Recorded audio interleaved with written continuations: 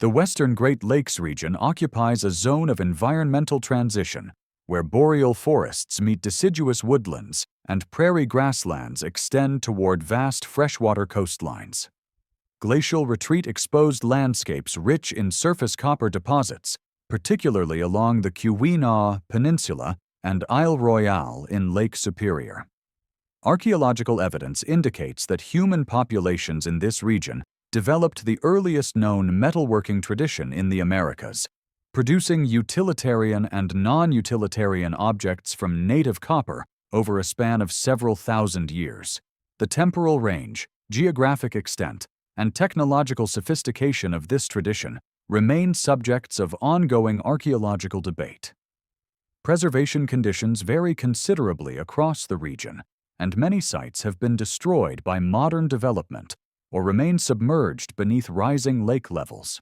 The Upper Great Lakes region encompasses a vast expanse of interconnected waterways, including Lake Superior, Lake Michigan, and Lake Huron, along with numerous smaller lakes, rivers, and wetland systems. This aquatic network provided natural corridors for human movement and resource exploitation throughout prehistory. The climate during the early Holocene differed substantially from modern conditions. Temperatures fluctuated in response to retreating ice sheets and changing atmospheric circulation patterns. Vegetation communities shifted northward as warming progressed, replacing tundra and spruce parkland with mixed forests of pine, birch, and later hardwoods, including oak, maple, and elm. These environmental transitions occurred gradually over millennia, but profoundly affected available resources and human subsistence strategies. The geology of the region reflects its glacial history. Bedrock exposures, particularly along the northern shores of Lake Superior, contain unusually high concentrations of native copper in nearly pure form. This copper occurs in basaltic lava flows and conglomerate formations dating to Precambrian volcanic activity. Glacial processes eroded and transported these materials, depositing copper fragments across a wide area.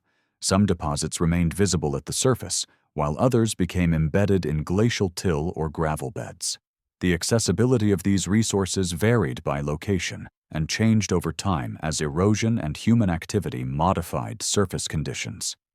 Water levels in the Great Lakes fluctuated dramatically during the post-glacial period. Multiple lake stages occurred as glacial meltwater drained through different outlet systems, and isostatic rebound altered basin topography. These changes affected shoreline configurations, island formation, and the distribution of coastal resources. Archaeological sites associated with certain lake stages now lie underwater or have been destroyed by erosion. Others that were once coastal are now located inland. This dynamic landscape created challenges for reconstructing prehistoric settlement patterns and resource use.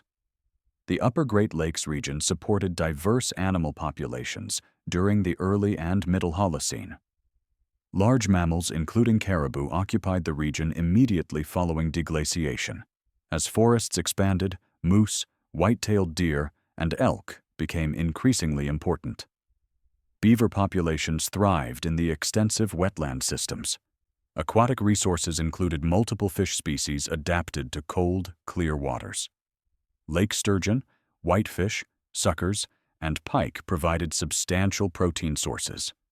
Migratory waterfowl utilized the lakes and wetlands seasonally. Small mammals and birds supplemented larger game animals. Plant resources varied by elevation, soil type, and proximity to water. Northern forests produced limited carbohydrate staples compared to regions farther south. Nuts, particularly hazelnuts and acorns in areas where oaks grew, provided seasonal abundance. Berries, including blueberries, raspberries, and cranberries, ripened during summer months. Aquatic plants such as wild rice and various tubers offered additional food sources. The productivity of different plant communities changed as climate and vegetation patterns shifted over time. The region's mineral resources extended beyond copper. High-quality lithic materials occurred in scattered locations. Certain cherts and other tool stones were transported over considerable distances, indicating awareness of resource locations and willingness to travel or trade for specific materials.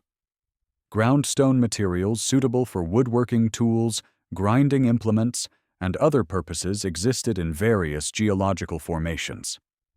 The distribution of these resources influenced settlement decisions and exchange networks. Seasonal variation profoundly affected resource availability. Winters imposed significant constraints on mobility and subsistence activities. Ice cover on lakes and rivers altered fishing strategies and limited water transport. Snow depth affected hunting efficiency and travel. Spring breakup brought fish spawning runs and returning waterfowl. Summer offered peak plant productivity and optimal conditions for most subsistence activities. Fall provided concentrated resources, including migrating fish, nut harvests, and opportunities to prepare for winter scarcity. Successful adaptation required detailed knowledge of seasonal patterns and appropriate technological responses. The environmental diversity of the Upper Great Lakes created a mosaic of microenvironments: rocky shorelines, sandy beaches, river mouths, wetland margins, upland forests, and exposed bedrock ridges. Each offered distinct combinations of resources and challenges. Human populations exploited this diversity through seasonal mobility, selecting locations that provided access to multiple resource zones. The specific configuration of resources at any location changed over time in response to climate shifts, succession patterns, and human impacts, including forest clearance and wildlife population changes. Fire played a role in shaping vegetation patterns across the region. Lightning strikes caused natural fires, and archaeological evidence from other regions indicates that prehistoric populations used fire to modify habitats. Burning could promote berry production, create browse for game animals, and maintain open areas near camps. The extent of deliberate burning in the Upper Great Lakes region remains uncertain, but vegetation patterns observed archaeologically may reflect both natural and anthropogenic fire regimes. The transition from late Pleistocene to early Holocene conditions fundamentally restructured the region's ecosystems. This restructuring created new opportunities and eliminated others. Human populations arriving in or persisting through this transition adapted their technologies, settlement systems, and subsistence strategies to changing conditions. The appearance of copperworking occurred within this context of environmental transformation and human adaptation to post-glacial landscapes. The relationship between environmental change and technological innovation remains a subject of archaeological investigation. Human populations entered the Great Lakes region as glacial ice retreated and habitable landscapes emerged. The timing and route of this colonization remain debated. Some archaeologists argue for rapid movement into newly deglaciated areas following caribou herds and other game animals. Others suggest slower expansion as environmental conditions stabilized and resource productivity increased. The archaeological record for the earliest occupations is sparse and fragmentary. Site preservation presents significant challenges due to lake-level changes, erosion, and landscape modification. Paleo-Indian populations occupied portions of the Great Lakes region by approximately 11,000 years ago. These groups manufactured fluted projectile points characteristic of widespread Clovis and post-Clovis traditions. Point styles changed over time, reflecting technological evolution or population replacement. The distribution of Paleo-Indian sites suggests concentrated activity in certain areas and avoidance of others, possibly related to resource availability, raw material access, or environmental hazards. Many Paleo-Indian sites consist of isolated artifact finds rather than intact occupation surfaces, limiting interpretations of settlement patterns and social organization. The transition from Paleo-Indian to early Archaic cultural patterns occurred gradually between 10,000 and 8,000 years ago.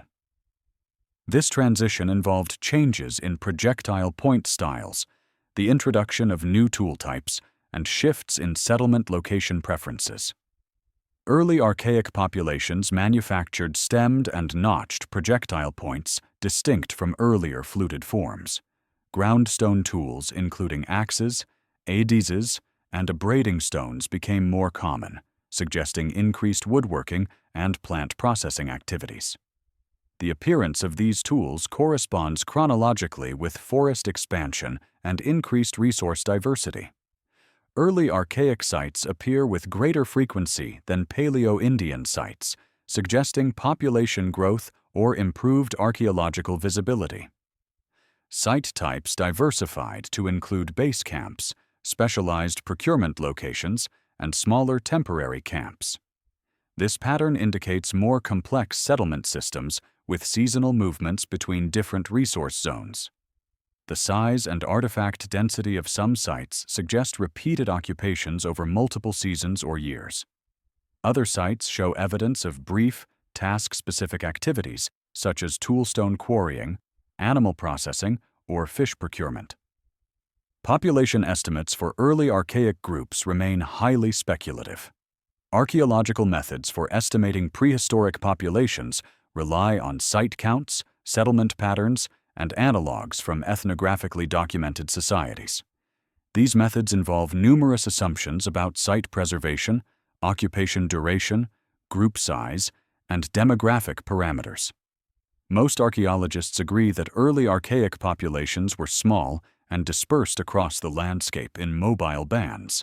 Band size likely varied seasonally, with aggregation during periods of resource abundance and dispersal during lean seasons. The distribution of early Archaic sites across the Great Lakes region shows concentrations along major waterways, lake shorelines, and in areas with diverse topography. Interior upland sites are less common but present, indicating that populations did not restrict activities to aquatic environments. The specific environmental factors that attracted settlement varied by location and changed over time. Copper-bearing regions show evidence of early Archaic occupation, but the chronological relationship between initial settlement and copper utilization remains unclear at many locations. Social organization during the early Archaic period probably resembled patterns documented ethnographically among mobile hunter-gatherer groups. Band-level societies typically consist of extended family groups numbering between 20 and 50 individuals. Leadership tends to be informal and situational, rather than institutionalized. Decision-making occurs through consensus, and social differentiation is minimal. Kinship structures organize social relationships, regulate marriage, and define obligations for resource sharing and mutual support. Archaeological evidence provides limited insight into early Archaic social organization. Burial practices offer some indications of social structures and belief systems. Early Archaic burials in the Great Lakes region are rare, possibly due to preservation factors or mortuary practices that left no archaeological trace. Known burials typically contain few grave goods, suggesting limited accumulation of personal wealth or social differentiation. The placement of burials varies, including locations within habitation sites, isolated contexts, and positions near significant landscape features. Tool manufacturing techniques during the early Archaic involved both flaked stone and ground stone technologies. Projectile points and cutting tools were produced by percussion and pressure flaking of chert, quartzite, and other suitable stone materials. Ground stone tools required more labor investment, involving pecking, grinding, and polishing processes. The production of ground stone axes and celts indicates technological knowledge of stone properties and manufacturing sequences. These tools served functions including tree felling, woodworking, and hide processing. The acquisition of tool stone materials involved travel to specific geological sources or participation in exchange networks. Certain high-quality cherts occur in limited locations across the Great Lakes region.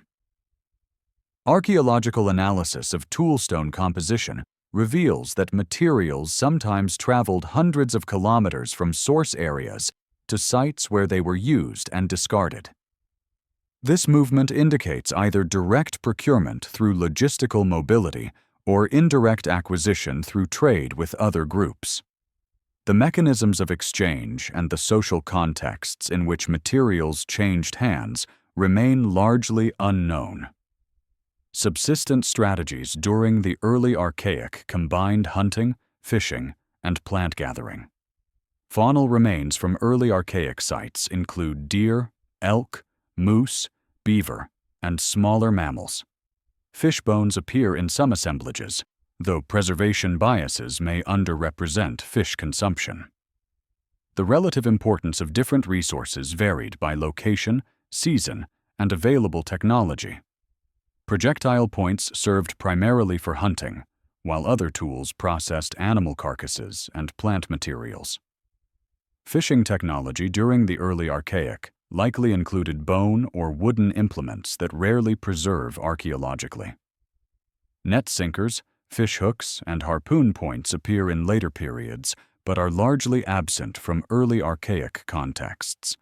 This absence may reflect preservation issues or indicate that fishing technologies were less developed or less commonly used than in subsequent periods. The abundance of fish in Great Lakes waters suggests that effective exploitation methods would have provided significant nutritional returns. The appearance of copper artifacts in early Archaic contexts marks the beginning of metalworking in the Americas. The chronological placement of the earliest copper working remains contentious. Some archaeologists argue that copper use began during the early Archaic period, possibly as early as 9,000 years ago. Others suggest that secure dates cluster in the later early Archaic and Middle Archaic periods, between 7,000 and 6,000 years ago. Dating uncertainties stem from stratigraphic disturbances, unreliable radiocarbon associations, and the long use life of durable copper objects. Archaeological recognition of old copper culture emerged gradually during the 19th and early 20th centuries as artifact collectors and early archaeologists documented copper implements from sites around the Great Lakes. Initial discoveries occurred in burial mounds and eroding shoreline deposits, particularly in Wisconsin and Michigan. These finds consisted of projectile points, knives, awls, axes, adzes, chisels, and various other tool forms manufactured entirely from copper. The quantity and sophistication of these artifacts challenged prevailing assumptions about the technological capabilities of prehistoric North American populations. Early interpretations of copper artifacts varied widely. Some researchers proposed that the objects represented trade goods from more technologically advanced societies in Mexico or South America. Others suggested that European contact had occurred earlier than historically documented. These explanations reflected difficulty accepting that indigenous populations of the Great Lakes region had independently developed metalworking traditions. Systematic archaeological investigation eventually demonstrated that copperworking predated contact by thousands of years and represented an indigenous technological development. The term Old Copper Culture entered archaeological literature during the early 20th century to designate this distinctive technological tradition. Researchers initially conceived of Old Copper Culture as a unified cultural entity with consistent artifact styles, burial practices, and settlement patterns. Subsequent research revealed greater complexity and regional variation than early models suggested. The concept evolved to encompass a widespread technological practice shared by multiple populations across the Great Lakes region rather than a single homogeneous culture. Artifact typologies developed to classify copper implements based on morphology and manufacturing technique. Projectile points received particular attention due to their abundance and stylistic variation. Archaeologists identified numerous point forms, including socketed points, tanged points, and stemmed varieties. These classifications sometimes paralleled stone point typologies from the same periods, suggesting that copper and stone technologies coexisted and served similar functions. Other copper tool types lacked direct stone analogs, indicating that metalworking enabled new functional possibilities. The geographical distribution of old copper artifacts extends across the western Great Lakes Basin, with concentrations in Wisconsin, Michigan, Minnesota, and Ontario. Isolated finds occur outside this core area, sometimes at considerable distances. The movement of copper artifacts beyond manufacturing regions indicates exchange networks or population mobility. The density of finds varies substantially across the landscape, with certain areas producing hundreds of artifacts, while others yield only occasional, isolated specimens. This distribution pattern reflects multiple factors, including raw material availability, intensity of archaeological investigation, preservation conditions, and actual prehistoric population density. Chronological placement of old copper artifacts improved as radiocarbon dating techniques developed, and researchers obtained more reliable stratigraphic associations. Early attempts to date copper artifacts relied on typological comparisons with stone tools and association with datable organic materials. These methods produced inconsistent results and considerable chronological uncertainty. Direct dating of organic residues on copper artifacts provided more secure temporal placement, but remained limited by preservation of suitable materials. Current chronological understanding places the Old Copper tradition primarily within the early Archaic and Middle Archaic periods, spanning approximately from 7,000 to 3,000 years ago. Some researchers argue for earlier beginnings, potentially extending to 9,000 years ago, while others emphasize that securely dated contexts cluster in the later portion of this range. Regional variation in timing appears likely, with copper working beginning earlier in some areas and persisting longer in others. The chronological relationship between different artifact types remains uncertain, and whether certain forms represent temporal markers or functional variations continues to be debated. The relationship between old copper artifacts and broader Archaic period cultural patterns poses interpretive challenges. Copper tools appear in archaeological contexts alongside stone implements, suggesting that metalworking supplemented, rather than replaced, lithic technology. Sites containing copper artifacts generally resemble contemporary sites lacking metal, with similar settlement patterns, subsistence remains, and non-copper tool assemblages. This similarity indicates that copper working integrated into existing lifeways rather than transforming social or economic organization. Burial contexts provide significant information about old copper artifact use and social meaning. Copper implements frequently occur as grave goods in Archaic period burials. The quantity of copper objects per burial varies from single items to dozens of artifacts. Some burials contain exclusively copper tools, while others include both copper and stone implements, along with other grave goods.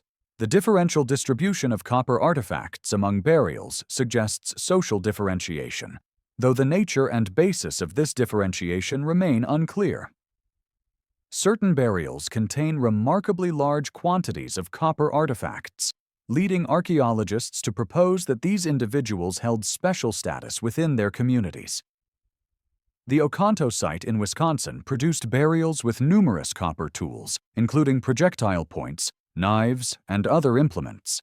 The Rainier site, also in Wisconsin, contained a burial with over 100 copper artifacts.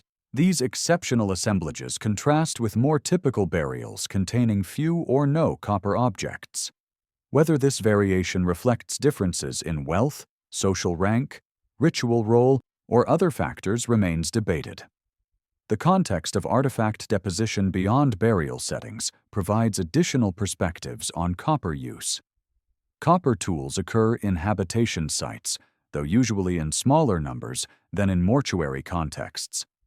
This distribution pattern might indicate that copper objects were valued sufficiently to warrant deliberate curation and eventual burial with owners rather than casual discard. Alternatively, the disparity might reflect recovery bias, with burial contexts receiving more archaeological attention than habitation areas. Some copper artifacts show evidence of intensive use and repair, supporting the interpretation that these were functional tools rather than exclusively ceremonial items. Cache deposits containing multiple copper artifacts occur occasionally in non-burial contexts. These caches may represent stored wealth, emergency reserves, or ritual deposits. The location of caches varies from isolated spots in uplands to positions near water sources or other significant landscape features. The absence of associated habitation debris at many cache locations suggests deliberate placement rather than incidental loss. Interpretations of cache function remain speculative due to limited contextual information and absence of ethnographic parallels specific to the region and time period. Native copper occurs in geological formations across the Lake Superior Basin as a result of Precambrian volcanic activity. Molten lava flows containing dissolved copper cooled and fractured, allowing mineral-rich solutions to penetrate fissures and vesicles. Over millions of years, these solutions deposited copper in nearly pure metallic form rather than as oxide or sulfide ores, requiring smelting. This geological peculiarity made copper accessible to populations lacking pyrometallurgical knowledge. The purity of Lake Superior copper ranges from 97 to 99%, with minor inclusions of silver and trace elements. The Keweenaw Peninsula of Michigan's Upper Peninsula contains the most extensive native copper deposits in North America. Copper occurs in both bedrock formations and as glacially transported float copper scattered across the landscape. The Portage Lake Volcanics, a geological formation consisting of basaltic lava flows and conglomerate layers, hosts the primary deposits. Individual copper masses range from small nodules weighing grams to exceptionally large pieces weighing thousands of kilograms. Historical mining operations documented copper masses exceeding 500 tons, though such extraordinary specimens were rare. Isle Royale in Lake Superior also contains significant native copper deposits within similar geological formations. The island's copper occurs in basalt flows and conglomerate beds exposed along shorelines and in inland locations. Accessibility varied depending on topography and vegetation cover. Some deposits remained visible at the surface, while others required removal of overburden. The island's isolated location in Lake Superior necessitated watercraft for access, adding logistical complexity to copper procurement. The Ontonagon boulder, a copper mass weighing approximately 3,700 kilograms, became famous after its discovery in the Upper Peninsula. Indigenous populations reportedly visited this specimen, which rested partially exposed at the surface. The boulder's surface showed evidence of ancient battering and hammering, suggesting attempts to detach workable pieces. Historical accounts describe similar large copper masses throughout the region, most subsequently removed during industrial mining operations. Evidence for prehistoric copper mining consists of ancient workings identifiable through characteristic features, including shallow pits, trenches, rock hammers, and waste debris. These workings occur at locations where copper-bearing rock outcrops or where float copper eroded from glacial deposits. The scale of individual mining operations varied considerably. Some workings show evidence of minimal extraction, while others indicate sustained effort involving removal of substantial overburden and extensive excavation. Rock hammers used for copper extraction represent the primary mining tool preserved archaeologically. These implements consist of dense, hard stones, including granite, diabase, and other igneous rocks, shaped through pecking and grinding to form grooves for hafting. The grooves allowed attachment of wooden handles using cordage or hide lashings. Hammerstones show characteristic battering and fracture patterns resulting from repeated impact against rock surfaces. Thousands of these tools have been recovered from ancient mining locations, indicating the labor investment required for copper extraction. The mining process involved heating rock faces to induce thermal fracturing, followed by battering with stone hammers to break away loosened material. Fire setting created temperature differentials that caused rock to crack along natural weaknesses. Water application after heating enhanced fracturing through thermal shock. This technique allowed miners to work hard rock formations without metal tools. Archaeological evidence for fire setting includes charcoal deposits, heat-altered rock, and spatial patterning of extraction features consistent with controlled heating. Wooden tools, including wedges, levers, and shovels, likely played roles in mining operations, but rarely preserve in archaeological contexts. Exceptional preservation conditions in some waterlogged mine workings have yielded wooden implements and organic materials. These finds demonstrate that mining toolkits extended beyond stone hammers to include perishable items. The absence of such materials from most sites results from decomposition rather than indicating they were not used. The depth of ancient mining workings generally remained shallow compared to later industrial operations.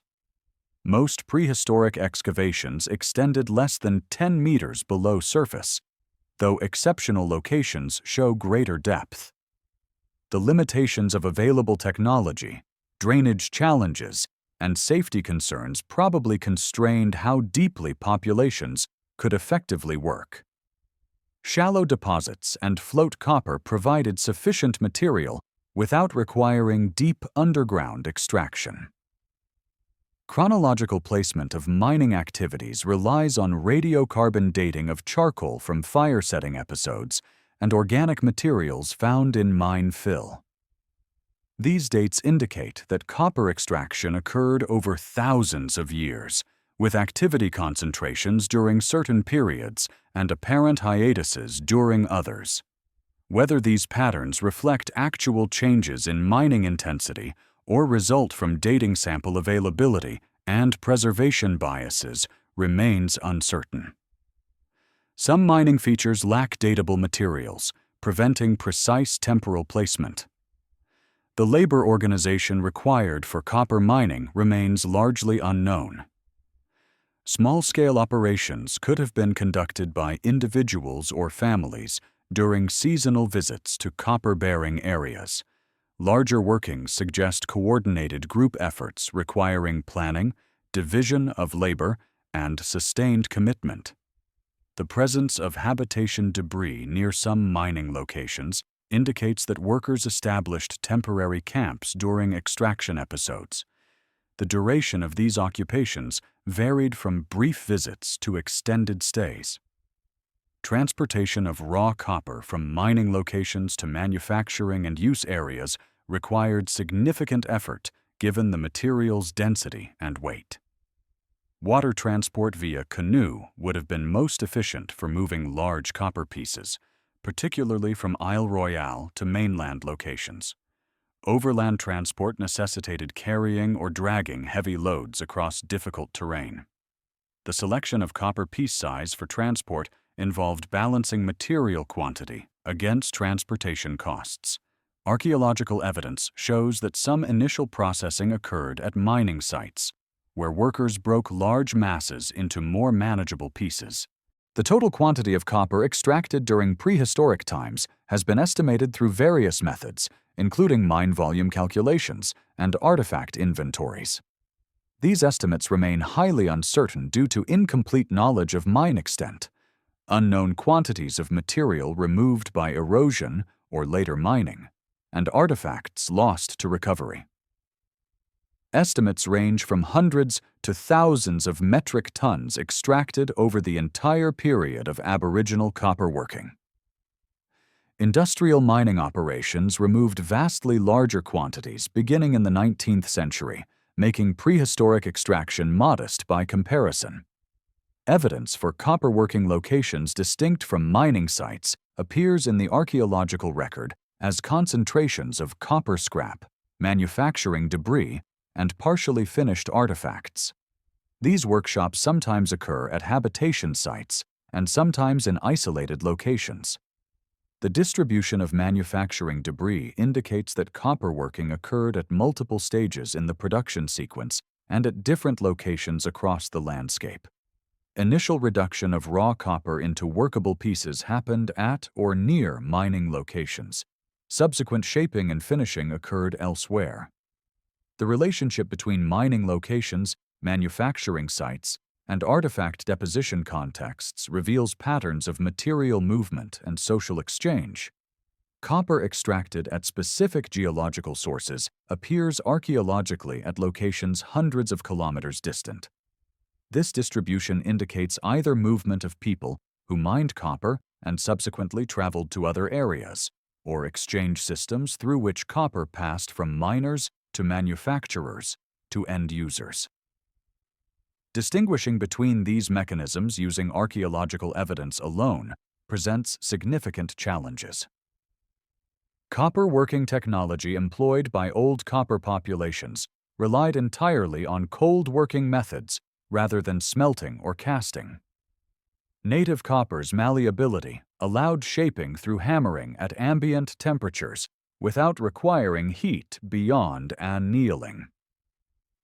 This technological approach differed fundamentally from old-world metallurgical traditions that developed pyrometallurgical techniques for extracting and manipulating metals. The physical properties of native copper made alternative technological pathways possible and perhaps optimal given available knowledge and resources. The manufacturing process began with selection of appropriate raw material. Copper pieces varied in size, shape, and purity.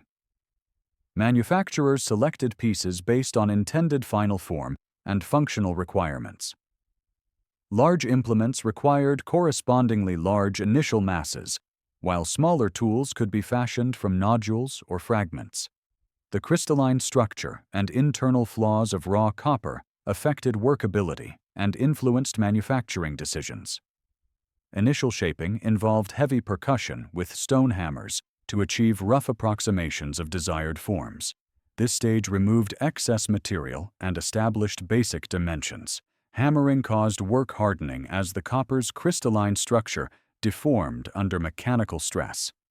Work hardening increased brittleness and made further shaping progressively difficult.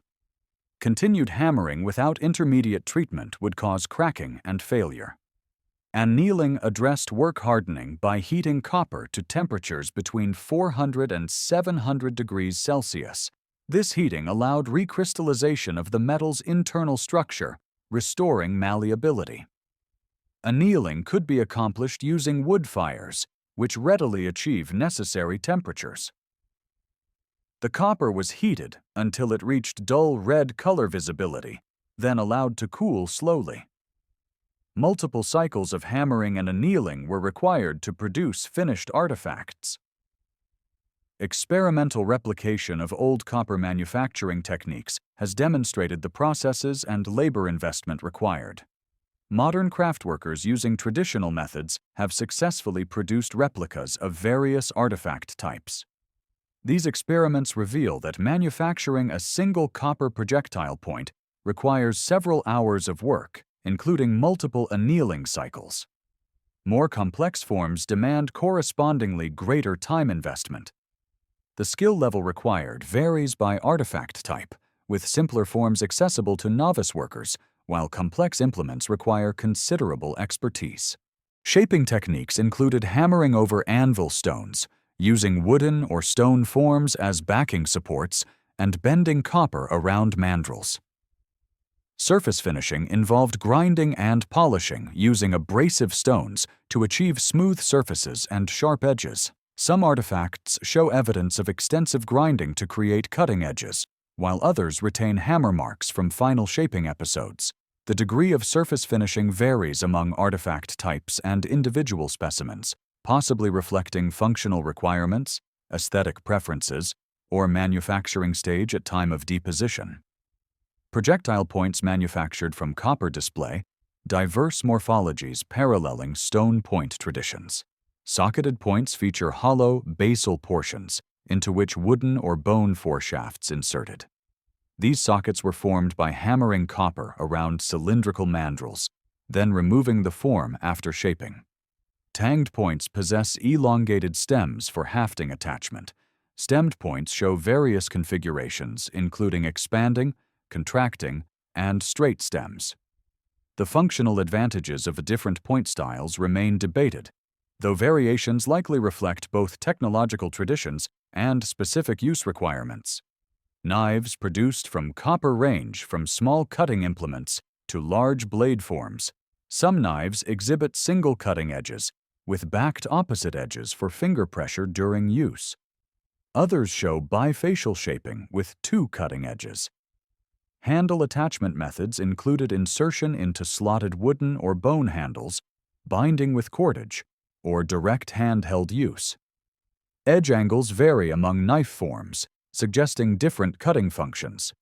Wear patterns on archaeological specimens indicate use for activities including hideworking, woodworking, and general cutting tasks.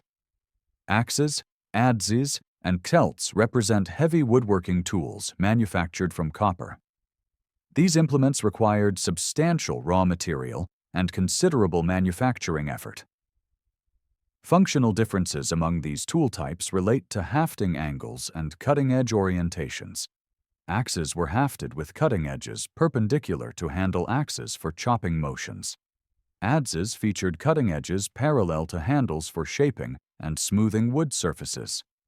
Celts served various functions depending on hafting configurations.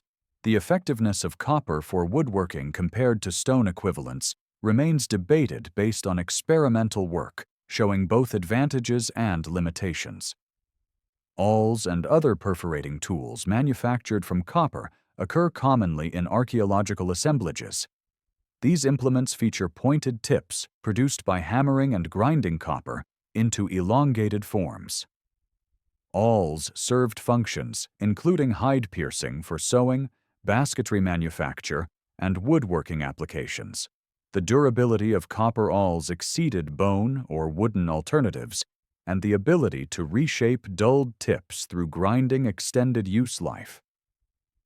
Size variation among awls suggests different specific applications or user preferences. Fishhooks manufactured from copper appear in some old copper assemblages, though less commonly than other tool types. These implements show various configurations, including simple J-shaped hooks and more complex barbed forms. The manufacture of curved fishhook shapes required careful hammering and bending to achieve functional geometries without causing metal fatigue or cracking. Experimental fishing with copper hook replicas has demonstrated effectiveness for catching fish species present in Great Lakes waters. Harpoon points and other specialized hunting implements occasionally occur among old copper artifacts. These tools show design features including barbs, line attachment points, and various tip configurations. The specific game targeted with different harpoon forms cannot be determined definitively from morphology alone, though size ranges suggest use for both fish and mammals. The relative scarcity of specialized hunting implements compared to generalized point forms may indicate functional overlap or preferential use of alternative materials for certain hunting applications. Ornamental objects including beads, bracelets, and pendants demonstrate that copper served non-utilitarian purposes in addition to tool manufacture. These items require different manufacturing techniques than utilitarian implements, often involving rolling, twisting, or hammering copper into decorative forms.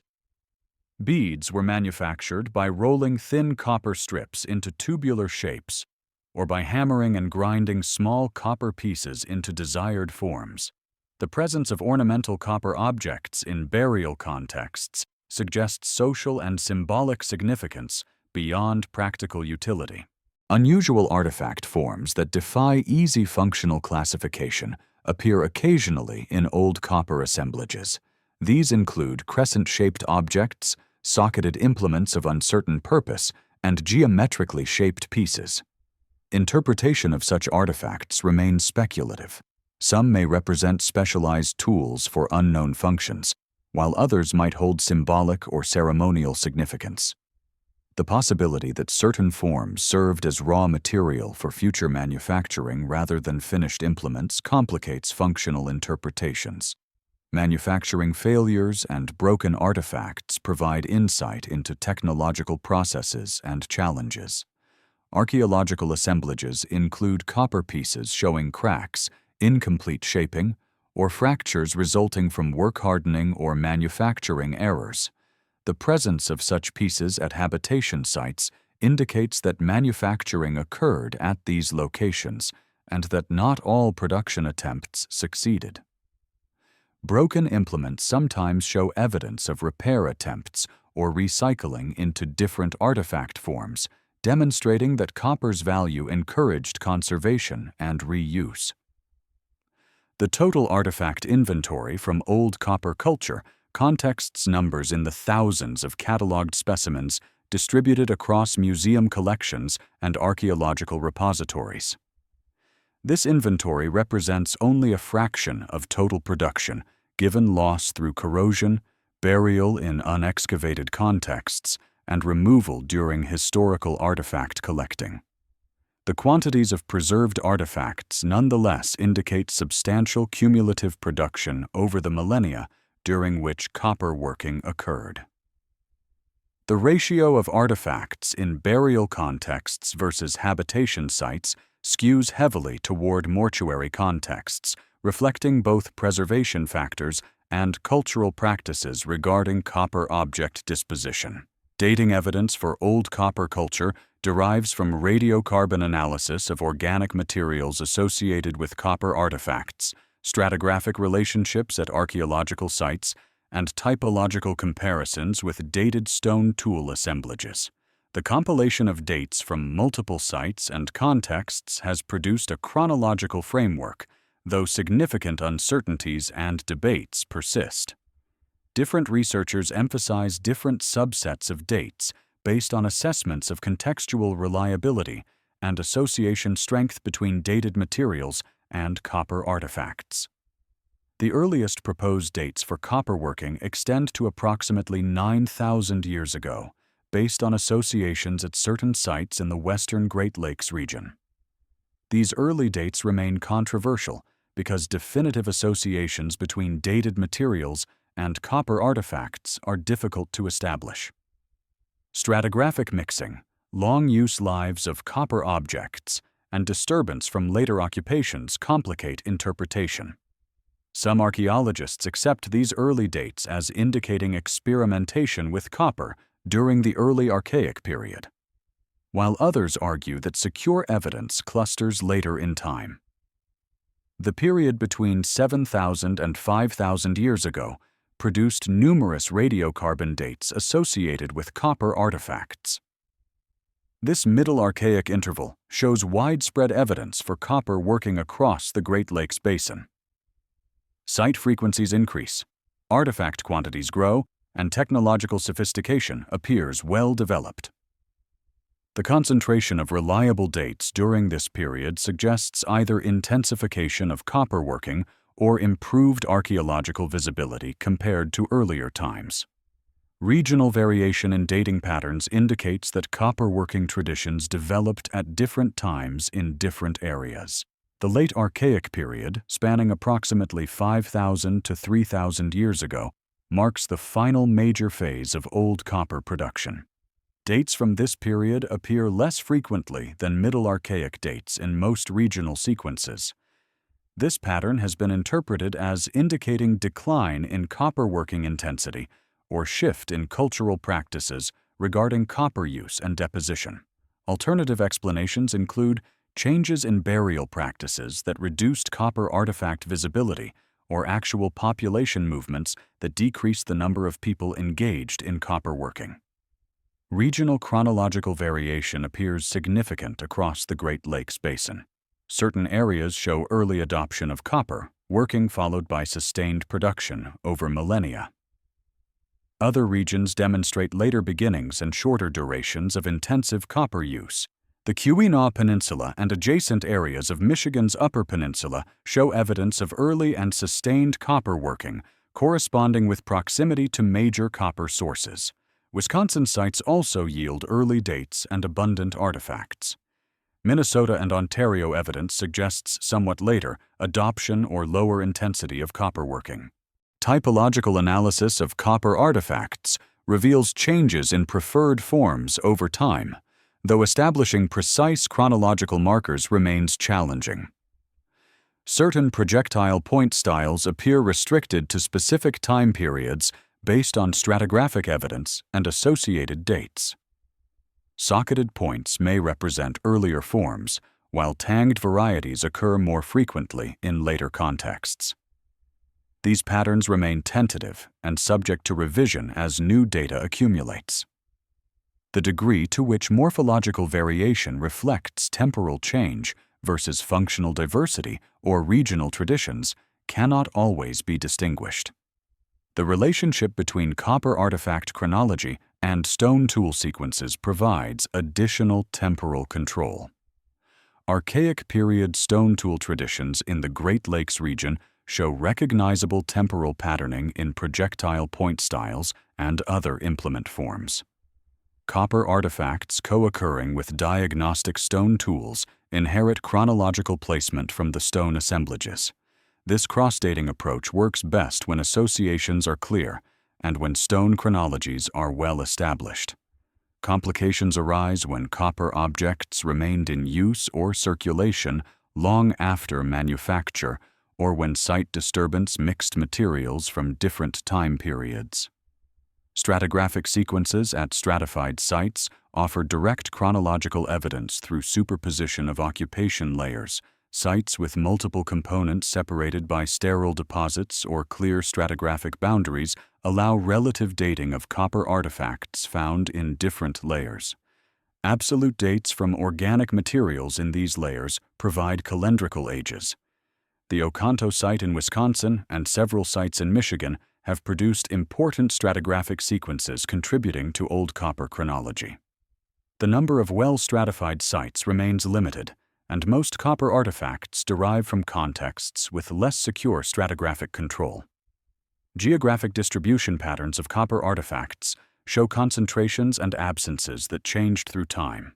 The core area of copper working remained centered on the western Great Lakes throughout the tradition's duration. Outlying finds occur across a broader region extending into the eastern Great Lakes, the upper Mississippi Valley, and the western prairies. The distance artifacts traveled from source areas varied, with some objects recovered hundreds of kilometers from nearest copper sources. Whether this distribution reflects trade, population movement, or other mechanisms of artifact dispersal remains debated. Certain regions peripheral to the core area show temporal patterns in copper artifact occurrence. Eastern Great Lakes sites yield fewer copper artifacts overall, and those present date primarily to later portions of the Old Copper Time range. This pattern might indicate westward expansion of exchange networks over time or differential preservation and recovery.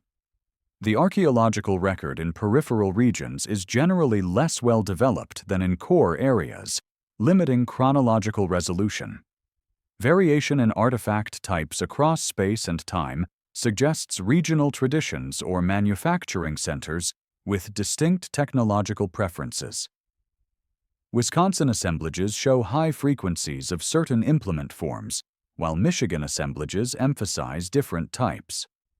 Whether these patterns reflect functional adaptations to different environments, cultural preferences, or chronological differences requires additional investigation. The movement of finished artifacts between regions complicates efforts to identify manufacturing locations based on recovery contexts. The cessation of intensive copper working occurred gradually rather than abruptly.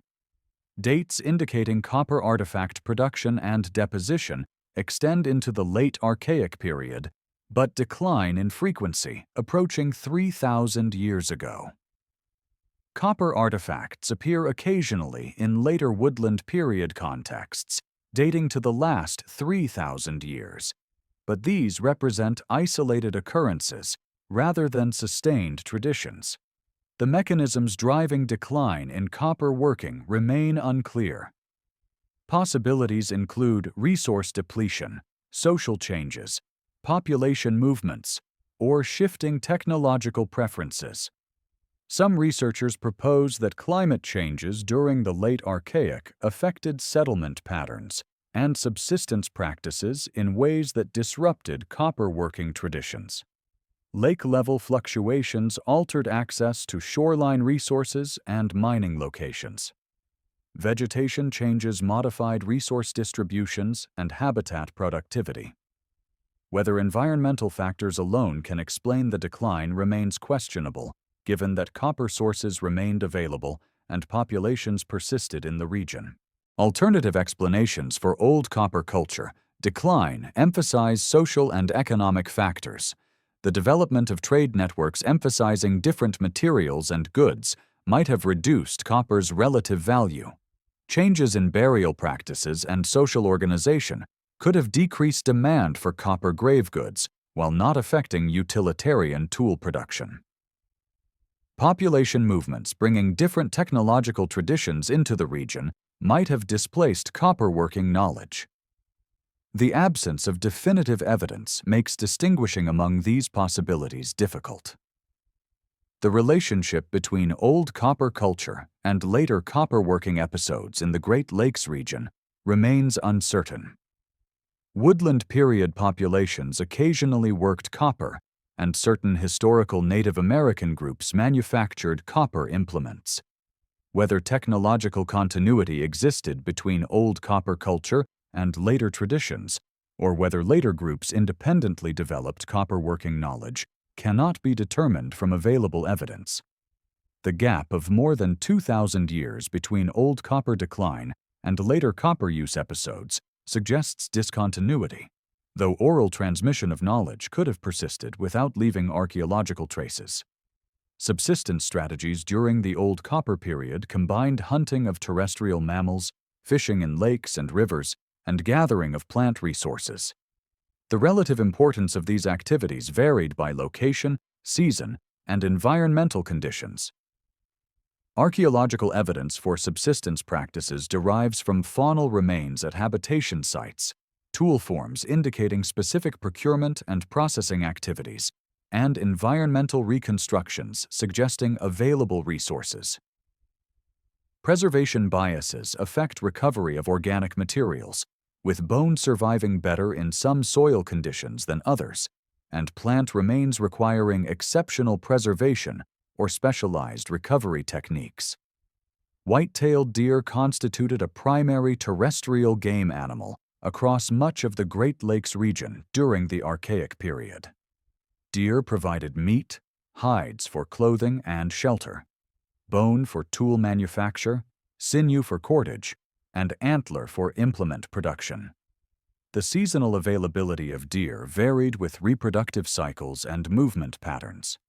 Deer populations responded to forest composition and structure, with edge habitats and areas of diverse vegetation supporting higher densities. Archaeological sites yield deer remains with frequencies suggesting intensive exploitation.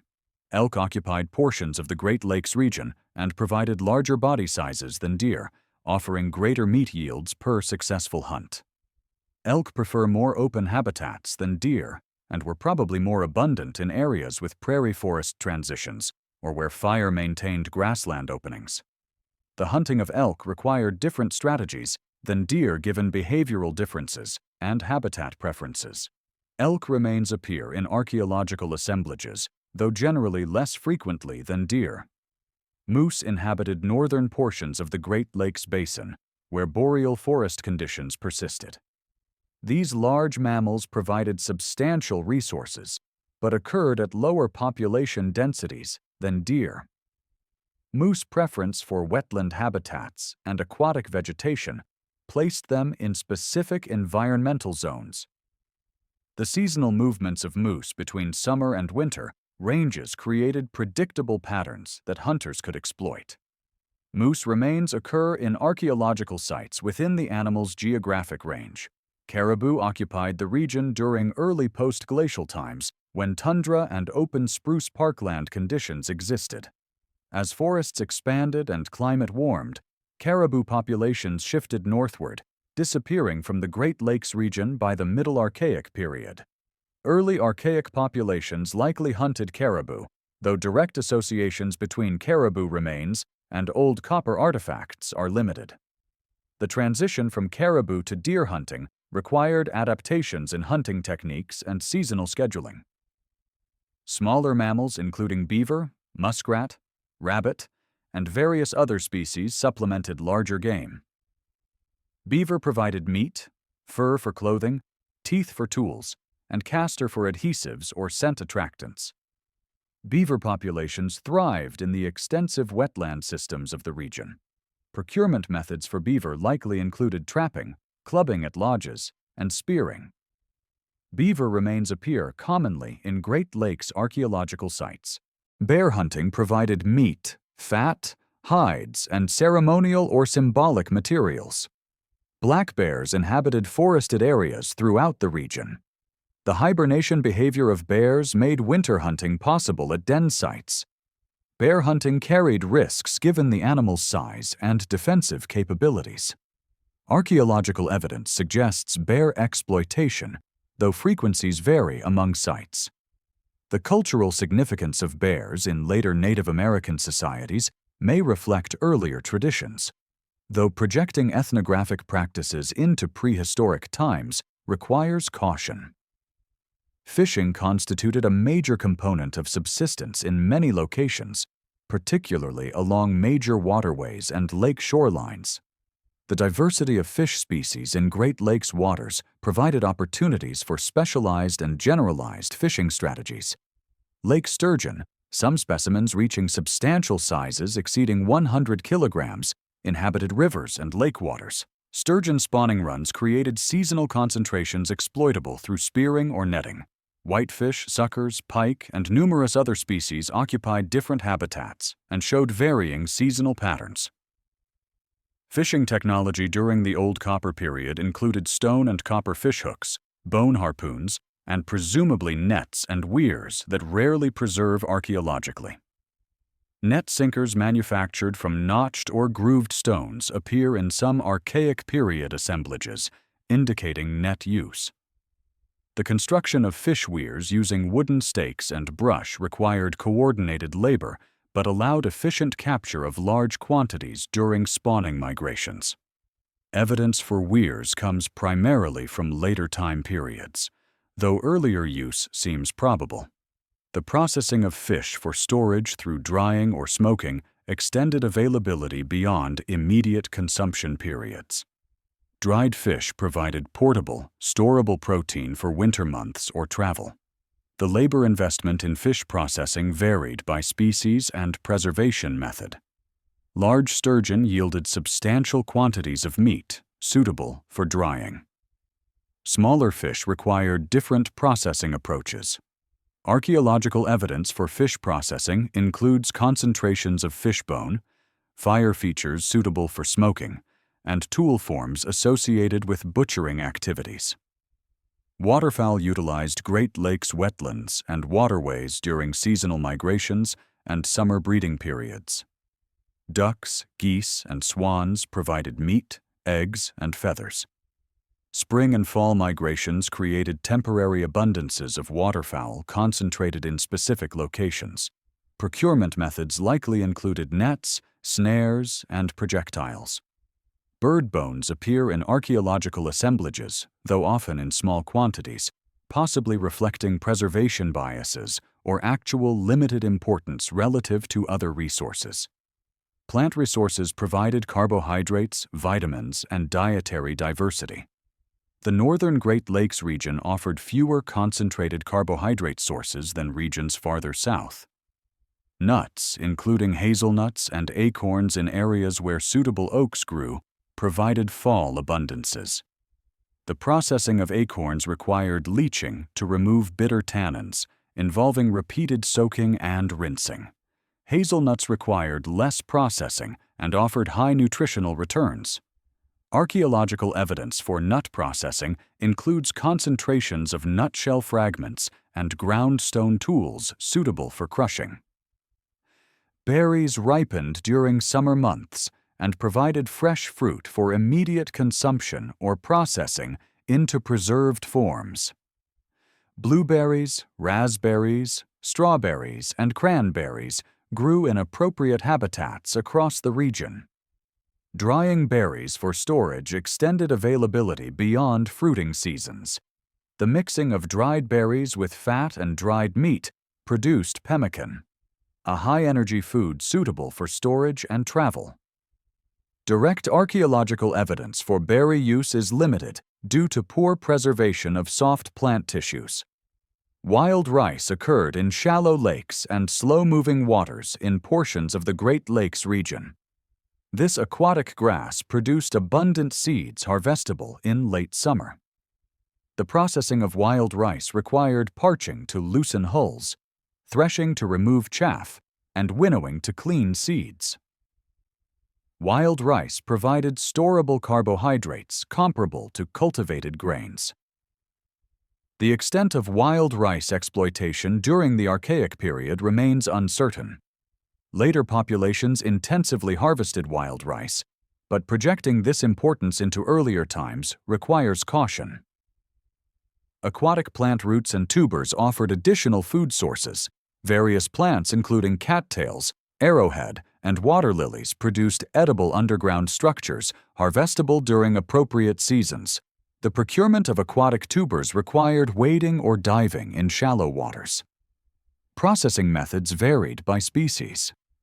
Some roots required cooking to enhance digestibility or remove irritating compounds. The archaeological visibility of tuber use is limited due to preservation issues. Maple trees in portions of the Great Lakes region could provide sugar through sap collection and concentration. The tapping of maple trees and boiling of sap to produce syrup or sugar requires specific technology and seasonal timing. Evidence for prehistoric maple sugaring is limited and primarily derives from later time periods. Whether archaic populations exploited maple sap remains unknown. The process requires substantial fuel for boiling and containers suitable for collecting and heating liquid. The diversity of exploited resources required different procurement technologies and seasonal scheduling.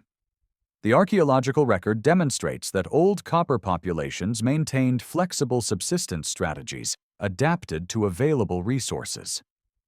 Seasonal movements between resource zones appear likely based on settlement pattern evidence. Base camps occupied during certain seasons alternated with smaller special-purpose camps used for specific procurement activities. The integration of multiple resources buffered populations against seasonal scarcity and resource failures. Food storage technologies extended resource availability beyond immediate procurement periods. The construction of storage pits for preserving nuts, dried fish, or other foods appears in later archaeological contexts, but may have Archaic period antecedents. Underground storage in cold climates provided natural refrigeration. The preparation of dried and smoked foods for storage required labor investment, but enabled winter survival and reduced procurement pressure during lean seasons. The extent of storage practices during the Old Copper period cannot be determined with certainty from available evidence. Technological developments during the Old Copper period encompassed stone tool industries, ground stone implement production, bone and antler working, and copper metallurgy. These technologies coexisted and complemented each other, rather than representing sequential replacements. The availability of multiple material options allowed populations to select appropriate materials based on functional requirements, availability, and cultural preferences. Regional variation in technology reflected both environmental differences affecting raw material access and cultural traditions transmitted across generations. Stone tool production continued throughout the Old Copper period, using techniques developed during earlier Paleo-Indian times. Chipped stone projectile points remained the dominant armature for hunting implements, despite copper availability. This persistence suggests that stone points offered advantages, including ease of manufacture, material abundance, and acceptable functional performance. The production of stone points required less labor investment than copper equivalents and allowed replacement of lost or broken specimens without requiring access to limited copper sources. Bifacial reduction techniques produced projectile points, knives, and other cutting tools from chert, quartzite, and other suitable lithic materials.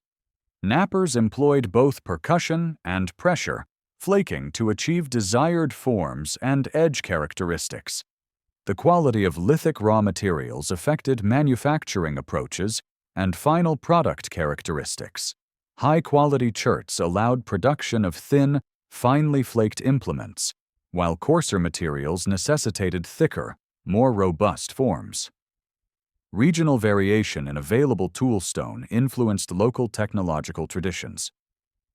Groundstone tool production increased during the Archaic period relative to Paleo-Indian times. Axes, adzes, celts, and gouges manufactured from igneous and metamorphic rocks served woodworking functions. The production of groundstone tools required substantial labor investment. Initial shaping through percussion flaking or pecking established rough forms. Progressive grinding using abrasive stones refined shapes and created functional surfaces. Polishing completed some implements, producing smooth surfaces that may have enhanced function or aesthetic appeal. Grinding implements including manos, metats, mortars, and pestles processed plant materials and possibly other substances. These tools show use wear indicating contact with abrasive materials during grinding activities. The intensity of plant processing varied across the region based on available plant resources. Areas with abundant nut crops show more intensive use of grinding technology than regions where nuts were scarce. The grinding of other materials, including ochre for pigment production, also occurred. Grooved axes represent a distinctive groundstone tool form appearing during the Archaic period. These implements feature circumferential grooves pecked and ground around the tool body to facilitate hafting. The groove allowed secure lashing to wooden handles using cordage or hide bindings. Full-grooved axes show grooves encircling the entire circumference, while three-quarter grooved forms leave one surface ungrooved. The functional significance of grooving variations remains debated. Hafting technologies for attaching stone and copper implements to wooden handles or shafts required knowledge of adhesives, binding materials, and mechanical principles. Mastic adhesives manufactured from tree resins, plant gums, or processed birch bark secured points in socketed or slotted handles. Sinew and plant fiber cordage bound elements together. The organic components of hafting systems rarely preserve archaeologically, limiting direct evidence for construction methods. Occasional finds in exceptional preservation contexts reveal sophisticated hafting approaches. Bone and antler provided materials for tool manufacture with different properties than stone or copper. These organic materials offered resilience and workability advantageous for certain applications. Bone and antler projectile points, harpoons, awls, needles, and other implements appear in Archaic period assemblages. The production of bone tools involved breaking, grinding, and polishing techniques. Antler working exploited the material's grain structure through grooving and splitting methods. Fish hooks manufactured from bone-show curved forms achieved through grinding and shaping. The production of effective hooks required understanding of fish behavior and mouth structures. Hook sizes varied to target different fish species. Barbs prevented fish from escaping after striking. The archaeological recovery of bone fish hooks provides direct evidence for fishing technology. though preservation biases likely underrepresent actual use frequencies. Harpoon points with line guards and barbs served for taking fish and aquatic mammals. These implements attach to lines, allowing retrieval of struck prey. The design of harpoon points reflects understanding of penetration mechanics and retention requirements. Detachable harpoon heads that separated from foreshafts after striking prevented leverage that might tear free. Archaeological examples demonstrate technological sophistication in specialized hunting equipment. Needles manufactured from bone facilitated sewing of hides and manufacture of tailored clothing. The production of eyed needles required drilling or grinding small perforations through bone. Eye placement and size affected usability and thread compatibility. The appearance of eyed needles in archaic contexts indicates production of sewn garments rather than simple wrapped or draped clothing. Sewn clothing provided better insulation and weather protection necessary for cold climate survival. Wooden implements, including handles, shafts, bowls, and structural elements, composed major portions of material culture but rarely survive archaeologically. Waterlogged contexts occasionally preserve wooden artifacts, revealing manufacturing techniques and design sophistication. Wooden artifacts from archaic period contexts include dugout canoes, paddles, handle fragments, and stakes. These finds demonstrate woodworking capabilities requiring axes, adzes, and controlled fire for shaping and hollowing. Dugout canoes manufactured from single logs allowed water transportation essential for exploiting Great Lakes resources and copper procurement from island sources. Canoe manufacture involved felling suitable trees, removing bark, and excavating interior wood through burning and scraping. The size and form of canoes reflected intended uses and water conditions. Large canoes capable of lake crossings required different proportions than river or marsh vessels.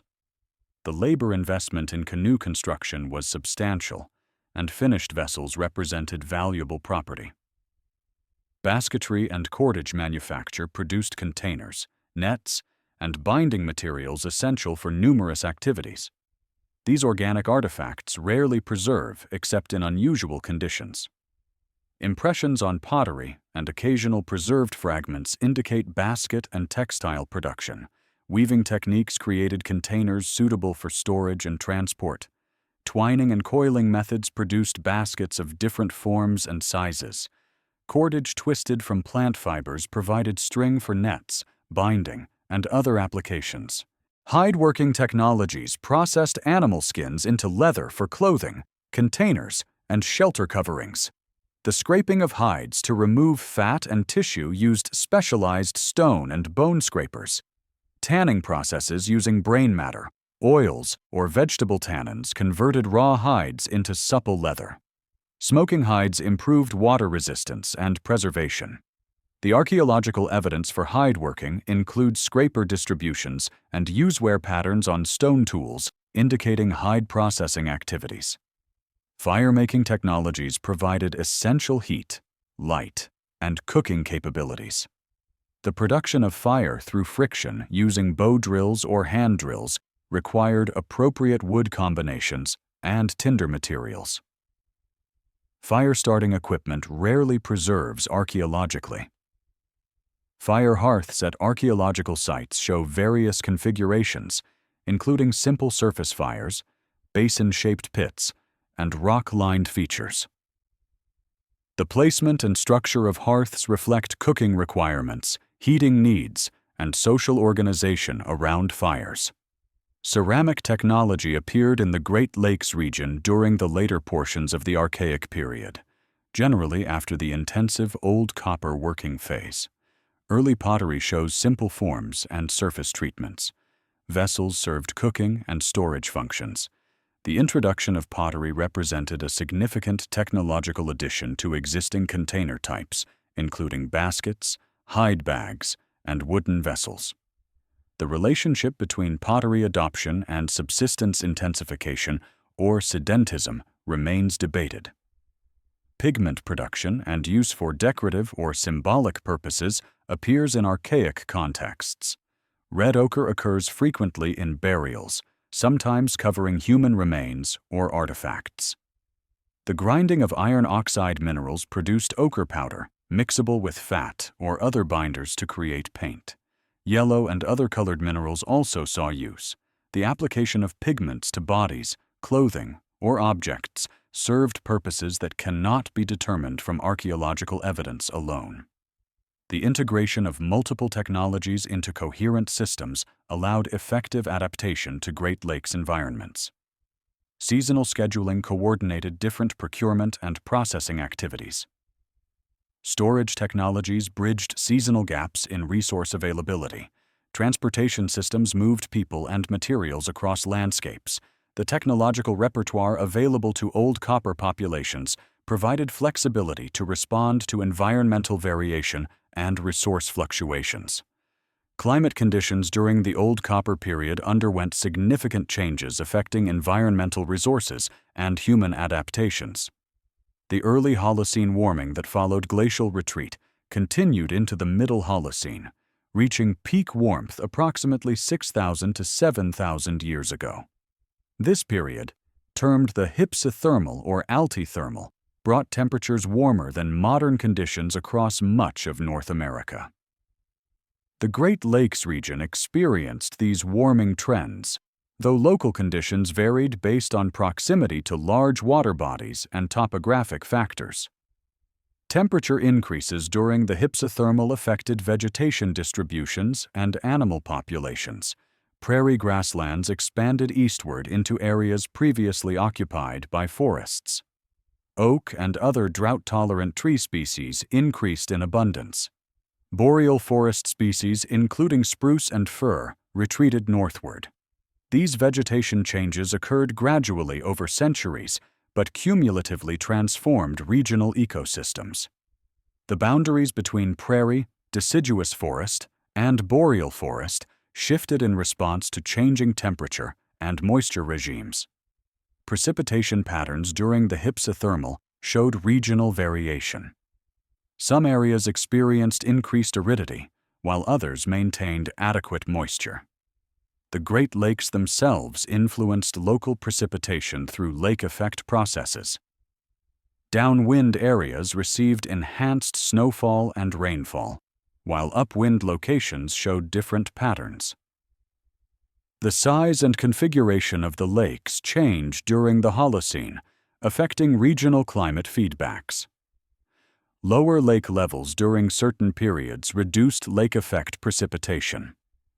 Lake level fluctuations resulted from changes in precipitation, evaporation, and outlet configurations.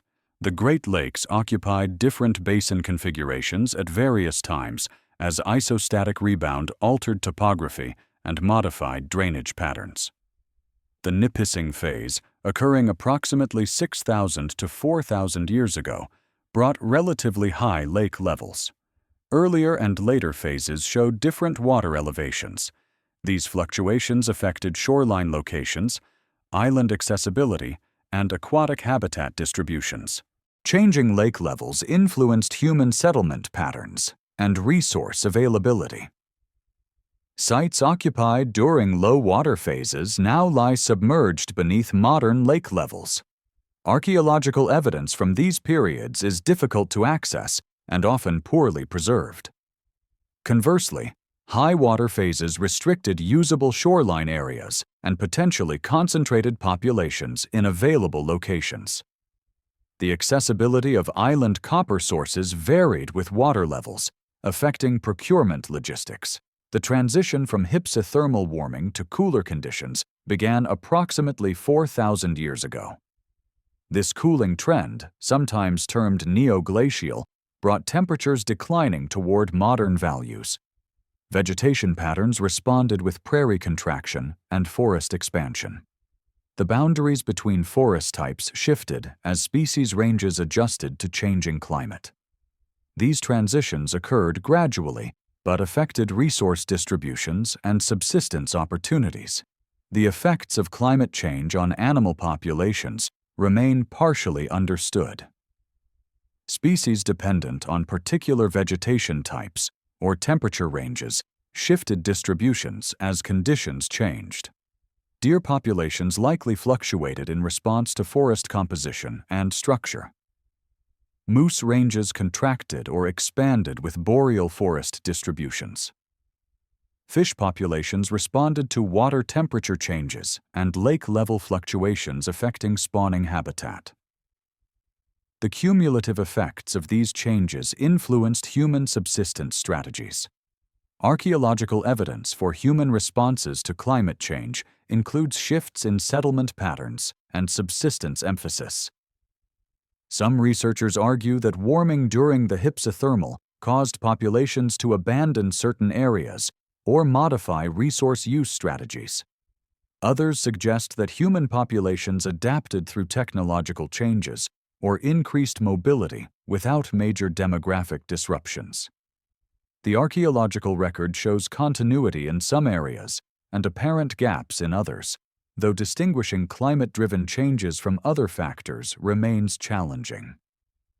The relationship between climate transitions and old copper culture decline has been proposed by some researchers. The timing of reduced copper working intensity corresponds roughly with post-hypsothermal cooling, suggesting possible connections. Climate change might have affected settlement patterns in ways that disrupted access to copper sources or reduced participation in exchange networks. Alternatively, environmental changes could have altered subsistence resources, requiring technological adaptations that shifted emphasis away from copper. These interpretations remain speculative, given limited direct evidence linking climate and cultural change. Fire frequency and intensity across the Great Lakes region varied with climate conditions and human activity. Drier periods during the hypsothermal may have increased natural fire occurrence. Charcoal deposits in lake sediments provide evidence for past fire regimes. The extent of human-set fires during the Archaic period cannot be determined with certainty, though later populations clearly used fire as a landscape management tool. Fire influenced vegetation patterns, creating mosaics of different successional stages and affecting wildlife habitat quality. Coastal erosion processes affected archaeological site preservation along Great Lakes shorelines. Wave action, ice scouring, and changing water levels destroyed or buried sites. Storm events caused episodic erosion, removing portions of sites or completely destroying smaller locations. The rates of erosion varied with shoreline geology, exposure to prevailing winds, and protective features including vegetation or offshore bars.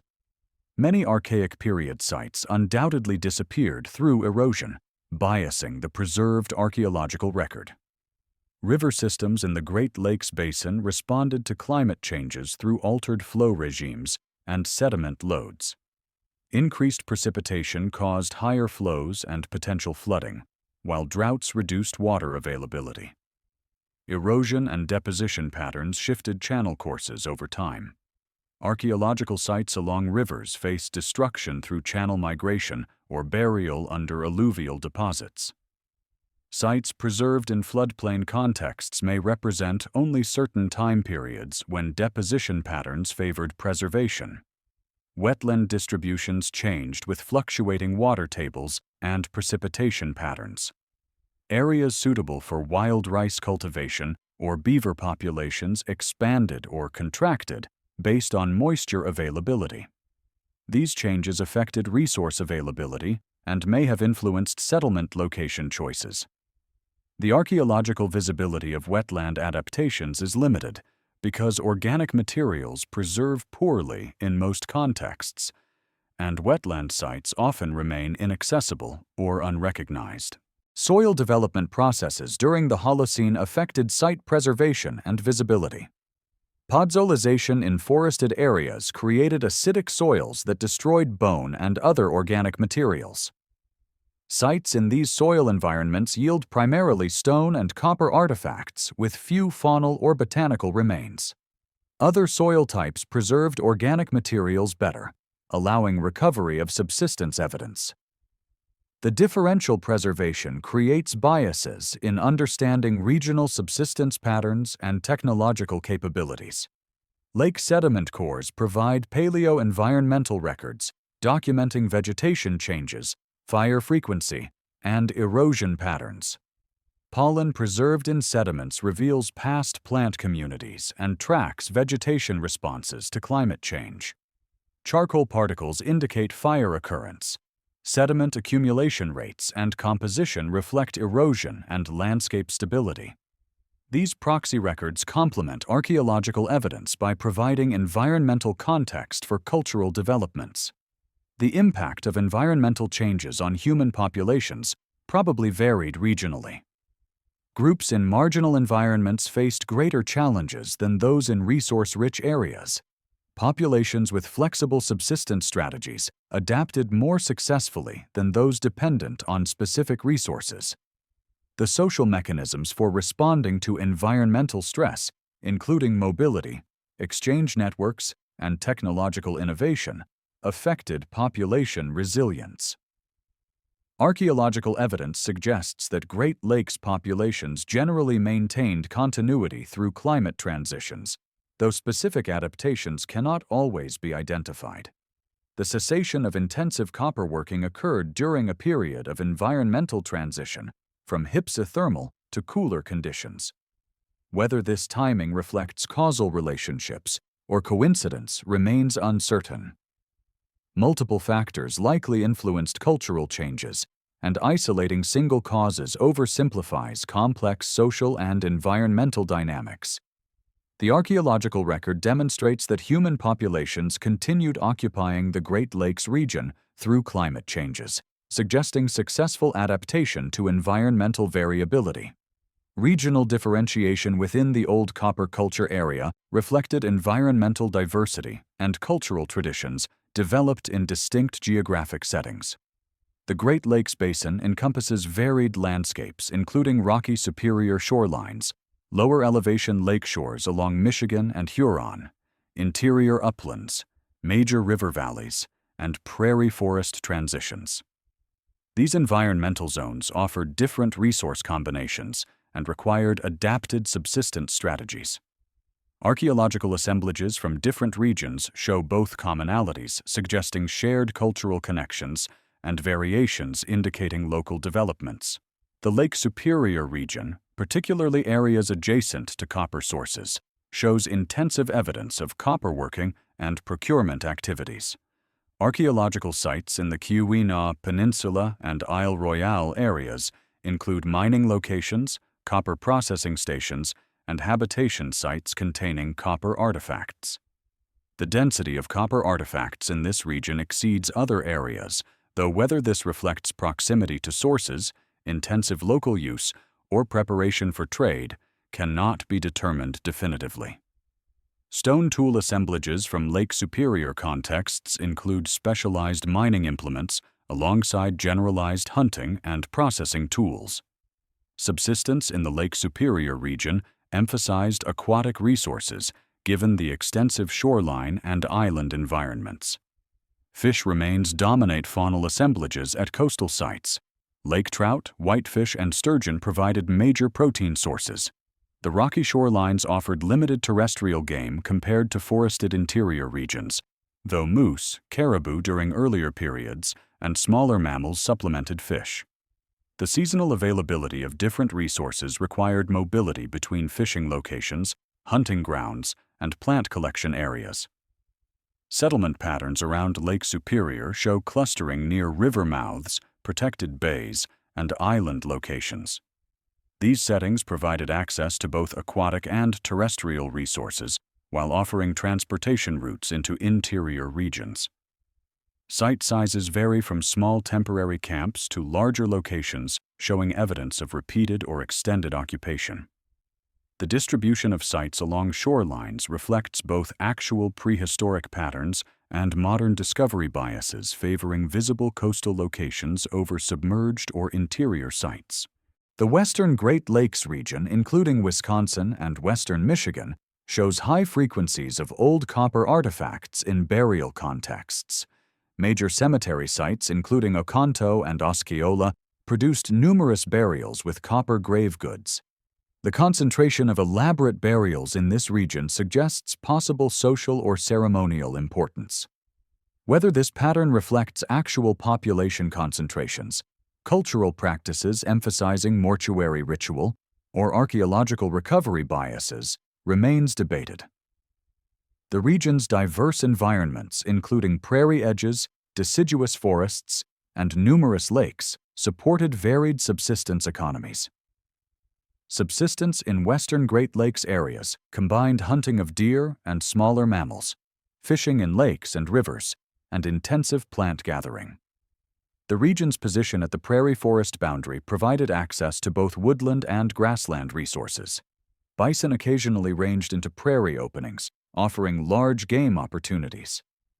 Wild rice grew in suitable wetlands, providing carbohydrate sources. Nut crops, including acorns and hazelnuts, showed greater abundance than in northern regions. This resource diversity may have supported higher population densities than more northern areas. Settlement patterns in Wisconsin and western Michigan show distributions near lakes and rivers, but extend into upland locations farther from water than in the Lake Superior region. The availability of terrestrial resources made interior locations viable for occupation. Sites vary in size and duration of use, suggesting flexible settlement strategies with seasonal movements between different resource zones. Base camp locations occupied for extended periods alternated with special-purpose camps used for specific procurement or processing activities. The eastern Great Lakes region, including eastern Michigan, southern Ontario, and areas around Lake Erie and Lake Ontario, shows lower frequencies of copper artifacts than western areas. Whether this reflects actual prehistoric patterns or results from differential archaeological investigation remains uncertain. The distribution of copper in this region includes both finished artifacts and raw material, suggesting participation in exchange networks originating in copper source areas. Stone tool traditions in the eastern Great Lakes show regional characteristics distinguishing them from western assemblages. Subsistence in the eastern Great Lakes emphasized resources similar to western areas, but with variations based on environmental differences. The longer growing season and warmer climate in southern portions allowed more intensive plant exploitation. Hickory nuts provided important fall harvests in areas where these trees grew.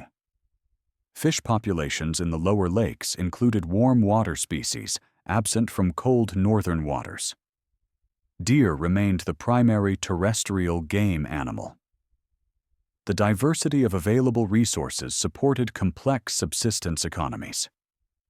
Settlement patterns in the eastern Great Lakes show concentrations along major rivers, including the Detroit River system and other waterways connecting the lakes. These locations provided transportation routes and access to diverse resource zones. Sites along the St. Lawrence River system show connections to regions farther east. The movement of materials and possibly populations through these corridors linked the Great Lakes to broader regional networks. Interior regions away from major lakes show different archaeological patterns than coastal zones. Upland sites often contain smaller artifact assemblages and show evidence of short-term occupation. These locations served as hunting camps, lithic procurement stations, or travel way stations. The distribution of interior sites reflects movement patterns between major settlement areas and access to specific resources, including toolstone sources and game concentrations. Copper artifacts appear less frequently in interior contexts than at coastal sites. The transition from mobile to sedentary settlement patterns occurred gradually and unevenly across the Great Lakes region. Some areas show evidence of increasing site occupation duration and decreasing mobility during the late Archaic period. Other areas maintained mobile patterns longer. The factors influencing sedentism included resource productivity, storage capabilities, population pressure, and social organization. Copperworking traditions persisted through various settlement pattern changes, suggesting that mobility adaptations did not determine participation in metalworking. Regional complexes identified by archaeologists represent spatially and temporally clustered assemblages, sharing artifact-style characteristics. These complexes sometimes correspond with environmental zones and sometimes cross environmental boundaries. The Red Ochre Complex, identified partially through distinctive mortuary practices and copper artifact associations, appears in portions of the western Great Lakes. The relationship between named complexes and actual prehistoric social groups remains uncertain. Archaeological classifications may group unrelated populations or subdivide unified cultural traditions. Exchange networks connected different regions of the Great Lakes Basin and extended beyond to more distant areas. Copper movement from source areas to distant recovery locations demonstrates participation in exchange systems. The mechanisms of exchange varied from direct procurement through travel to acquisition through intermediary traders. The movement of other materials, including marine shell from Atlantic or Gulf coastal areas, specific lithic materials, and possibly perishable goods, indicates multi-directional exchange relationships. The social contexts of exchange cannot be determined from archaeological evidence alone. Possibilities include gift exchange between kin groups, trade between strangers, tribute systems, or combinations of these mechanisms. The presence of exotic materials in burial contexts suggests social significance beyond utilitarian value. Individuals buried with non-local materials may have held special status based on trading relationships, travel experience, or social position enabling acquisition of rare goods. Regional variations in burial practices show different mortuary traditions across the Great Lakes Basin. Some areas emphasized individual burials, while others used collective interments. The inclusion of grave goods varied from elaborate assemblages to minimal or absent offerings. Red ochre use in burials appears in many locations, but shows varying intensity. These differences may reflect distinct cultural traditions, temporal changes, or social variations within populations. The organization of labor for major undertakings, including mining expeditions, large-scale fishing operations, or construction activities, required coordination beyond individual household levels. Whether such coordination involved formal leadership structures or operated through consensus and kinship obligations cannot be determined archaeologically. The scale of some mining operations suggests group efforts, though the duration over which extraction occurred affects interpretations of labor investment and organization. Evidence for social complexity during the Old Copper period derives primarily from burial practices, artifact distributions, and settlement patterns. The interpretation of social organization from archaeological materials involves inferential reasoning about relationships between material culture and social structures. Direct evidence for political hierarchies, formalized leadership positions, or class distinctions remains limited. Most archaeologists characterize Old Copper societies as relatively egalitarian band-level groups, though variations and emerging complexity appear in certain contexts. Burial practices provide insights into social differentiation and beliefs about death. The differential treatment of individuals in mortuary contexts suggests recognition of social distinctions. Some burials contain abundant grave goods, including numerous copper artifacts, while others include few or no accompanying materials. This variation might reflect differences in wealth, social status, age, gender, or circumstances of death. Distinguishing among these possibilities requires careful analysis of burial populations, including demographic data and contextual information. The presence of exceptional burials containing extraordinary quantities of copper artifacts indicates that some individuals had access to greater material wealth than others. The Renier burial in Wisconsin contained over 100 copper implements, far exceeding typical grave good quantities. Whether this wealth accumulated during the individual's lifetime or represented contributions from community members cannot be determined. The social position enabling such wealth accumulation or justifying elaborate burial treatment remains speculative. Gender analysis of burial populations remains limited by preservation of skeletal materials and small sample sizes. Some burials have been sexed through skeletal analysis, revealing that both males and females sometimes received copper grave goods. The quantities and types of artifacts associated with different sexes show variation, though patterns are not consistent across all sites. Some assemblages suggest gender-based differences in artifact types, while others show similar treatment regardless of sex. Age patterns in burial treatment indicate that children occasionally received burial with copper artifacts, suggesting that social position might be inherited rather than achieved entirely through individual action. Infant and child burials with grave goods imply that status derived at least partially from family affiliation rather than personal accomplishment. The frequencies of juvenile burials with elaborate treatment vary among sites, possibly reflecting different social organization patterns or demographic factors. Collective burials containing multiple individuals occur at some old copper sites.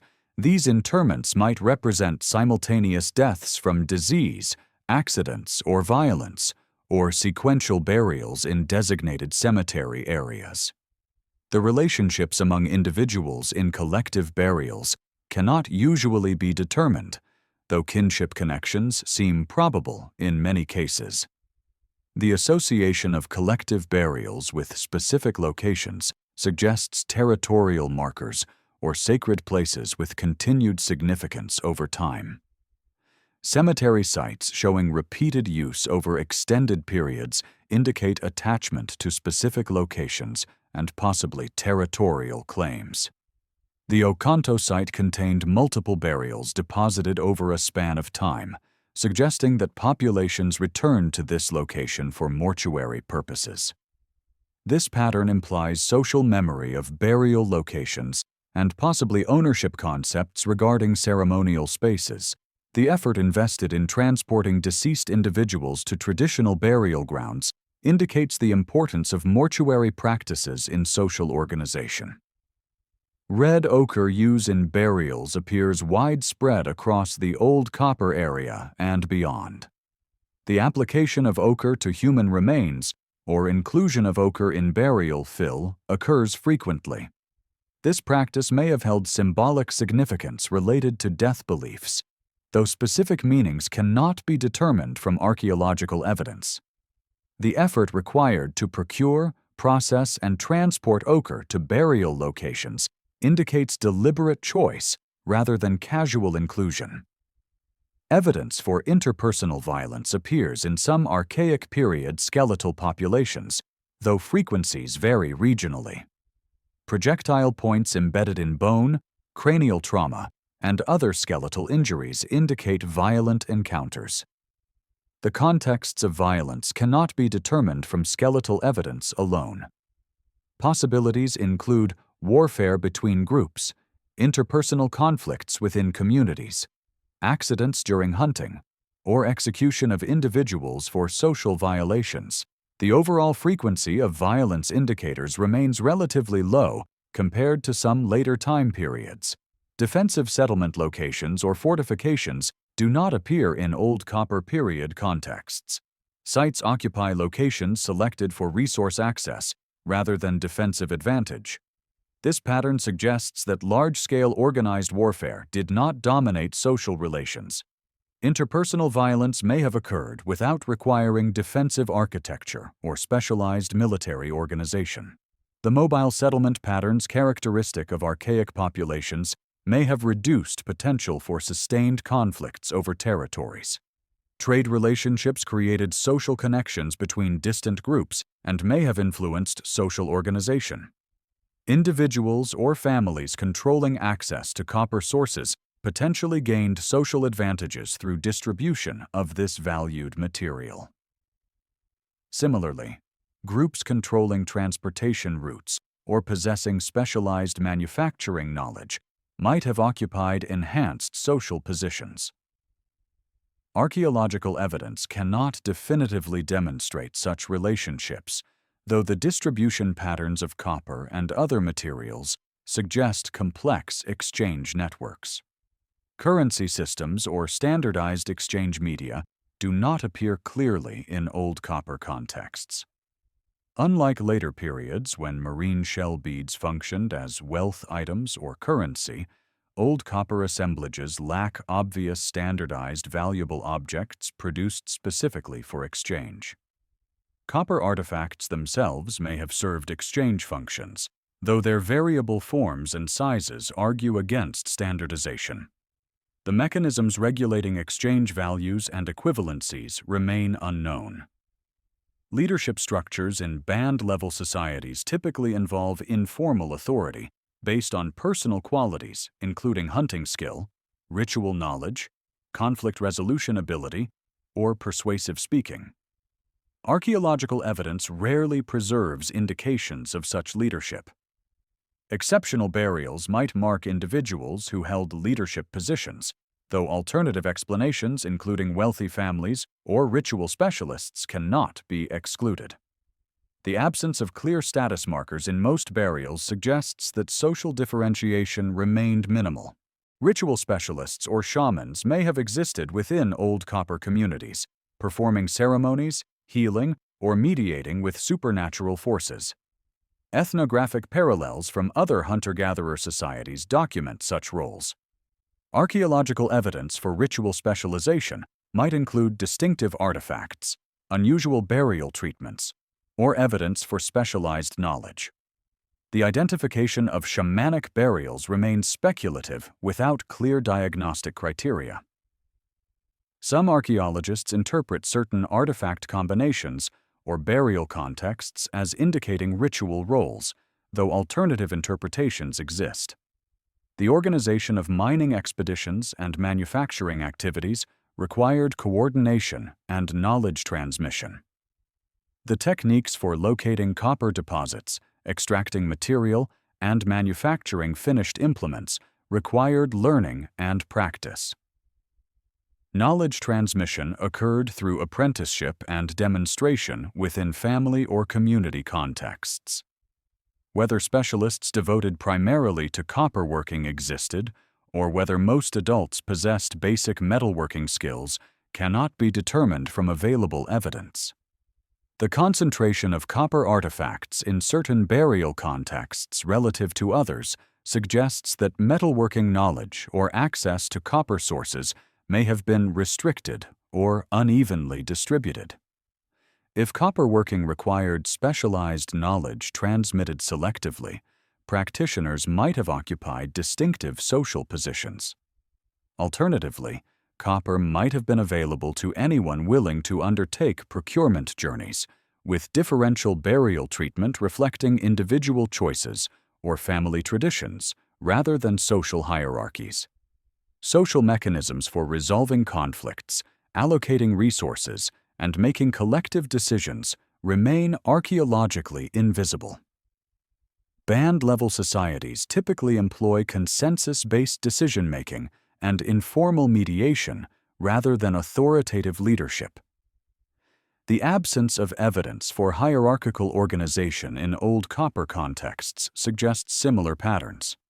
The flexibility required for mobile subsistence strategies favors egalitarian social structures that facilitate group fission and fusion in response to resource availability. Kinship systems structured social relationships and regulated marriage, resource sharing, and mutual obligations.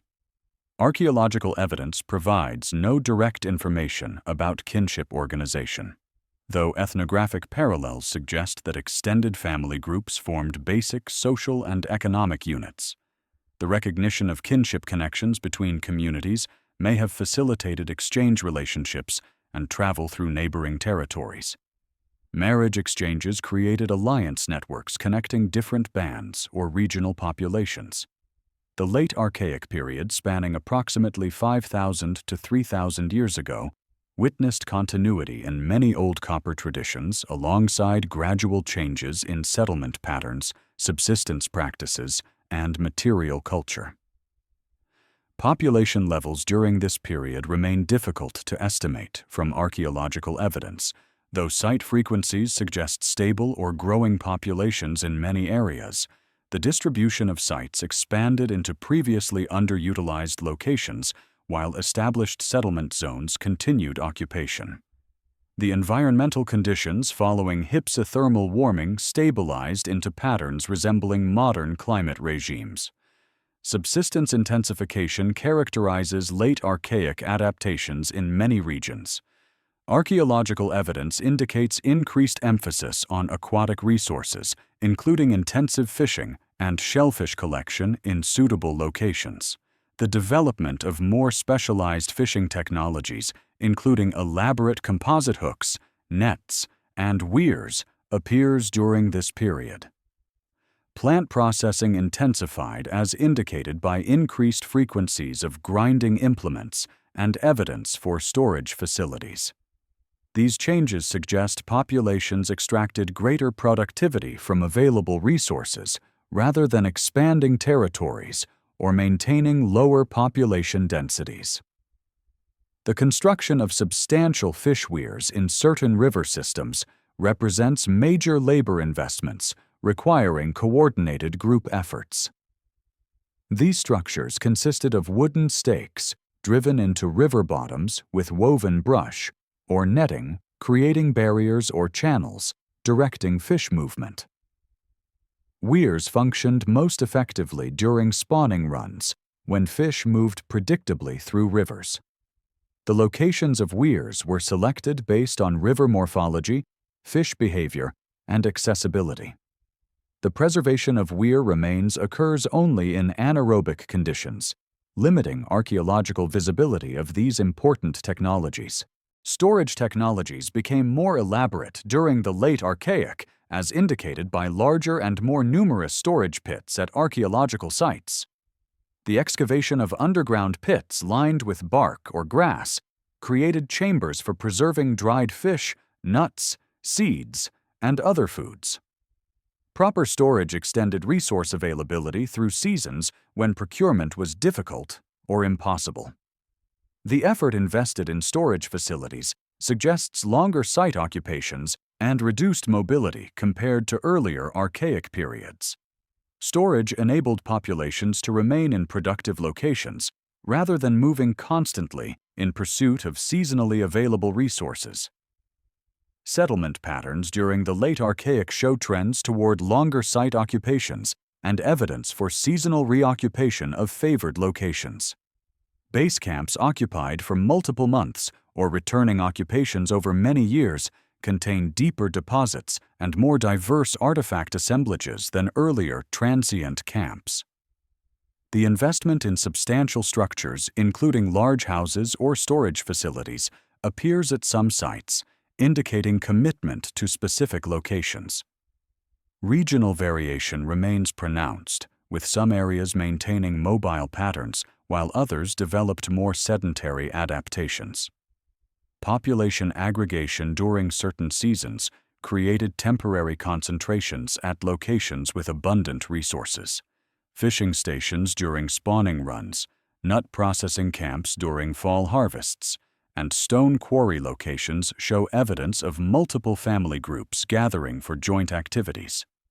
These aggregations provided opportunities for social interaction, including information exchange, marriage arrangements, ritual activities, and material exchange.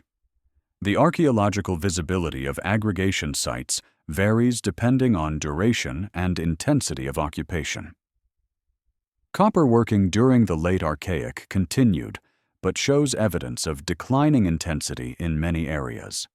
The frequencies of copper artifacts in late Archaic contexts decrease compared to Middle Archaic periods. This pattern appears across multiple regions, suggesting widespread rather than localized changes. The reasons for declining copper use remain unclear. Possibilities include resource depletion at easily accessible deposits, changes in social practices reducing demand for copper grave goods, introduction of alternative technologies, or shifts in exchange network patterns. The relationship between copper decline and the introduction of pottery technology has been proposed by some researchers. Early pottery appears in the Great Lakes region during the Terminal Archaic period, providing new options for cooking and storage. The adoption of pottery may have reduced demands for certain copper implements or shifted technological emphasis. This correlation does not demonstrate causation, and multiple factors likely influenced both pottery adoption and copper working decline. Regional differentiation intensified during the Late Archaic as local populations developed distinctive artifact styles and technological traditions. Projectile point forms show greater regional variation than earlier periods, when widespread styles dominated larger areas. Groundstone tool types and manufacturing techniques varied across regions. These patterns suggest reduced interaction between distant groups or greater emphasis on local traditions and identity markers. Alternatively, regional variation may reflect functional adaptations to different local environments rather than social boundary marking. Trade networks during the Late Archaic continued moving materials across substantial distances. Marine shell from Atlantic coastal areas appears in Great Lakes sites, indicating connections spanning hundreds or thousands of kilometers. Galena from Upper Mississippi Valley sources occurs in areas distant from geological sources. Specific chert types and other lithic materials traveled through exchange systems. The persistence of long-distance exchange alongside reduced copper distribution suggests that trade networks remained active, but material preferences shifted. Burial practices during the Late Archaic show both continuity and change compared to earlier traditions. Cemetery sites continued use in some areas, while new burial locations appeared elsewhere. The quantities of grave goods generally decreased, with fewer burials containing abundant artifacts. Red ochre use persisted, but showed variable intensity. These changes might reflect alterations in mortuary ideology, social organization, or practical responses to changing material availability. Regional variation in burial practices remained pronounced. Evidence for social differentiation in Late Archaic burials suggests emerging complexity in some areas. Certain individuals received burial treatment exceeding normal patterns, with elaborate grave good assemblages or distinctive burial locations.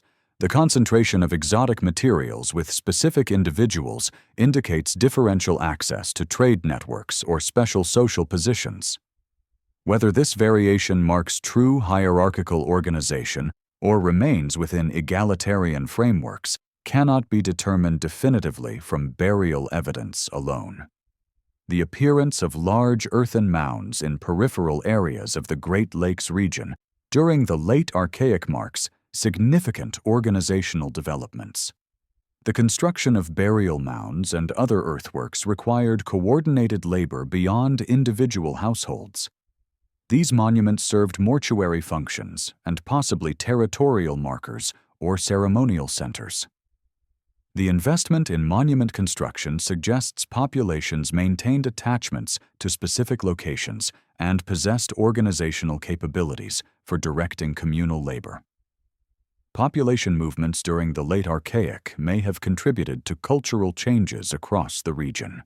The archaeological record shows appearance of new artifact styles and disappearance of others in patterns suggesting population replacements or substantial migrations. Whether actual movements occurred or technological diffusion explains these patterns remains debated. Genetic evidence from skeletal populations could potentially address these questions, but remains limited for Archaic period contexts. Climatic conditions during the Late Archaic stabilized following earlier fluctuations, though minor variations continued. Lake levels fluctuated within moderate ranges, affecting shoreline resources and accessibility. Forest compositions achieved configurations resembling modern distributions as species ranges equilibrated with climate conditions. These stable environmental conditions provided predictable resource bases, supporting population growth and settlement intensification. The diversification of technological strategies during the late Archaic created multiple pathways for resource exploitation. Specialized tools for processing specific resources appear more frequently than in earlier periods. The development of hafting techniques, composite tool construction, and material combinations enabled functional innovations. These technological developments occurred alongside rather than replacing copper working, indicating that populations maintained flexible toolkits adaptable to varying situations. The end of the Archaic period and transition to woodland cultural patterns involved gradual changes rather than abrupt replacements. The introduction of pottery, development of horticulture in some areas, and elaboration of burial ceremonialism mark transitions occurring across several centuries. Old copper working traditions declined during these transitions, but did not disappear entirely. Occasional copper artifacts appear in early woodland contexts, suggesting technological knowledge persisted even as intensive production ceased.